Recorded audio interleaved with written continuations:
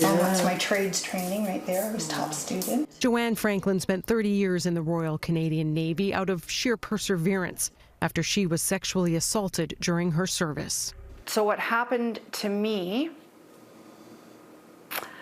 started out as something consensual. But it quickly became a nightmare, she says, that included sexual extortion. And I buried it. I didn't start talking about it until I released from the military in 2020. The contents of a recent Veterans Affairs Committee report on the experiences of female veterans are all too familiar to Franklin.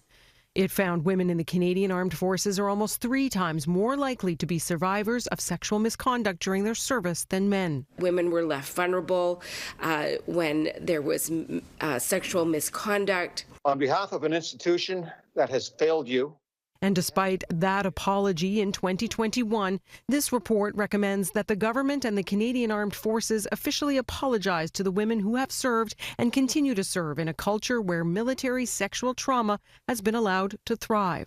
Finally. And there's a lot of work to be done. Mia Lynch's first sexual assault happened after she joined the Naval Reserve as a teen. I ended up getting a rape kit done, which was my first pap test. And I refused to say a name because that wasn't how I was going to start off my military career.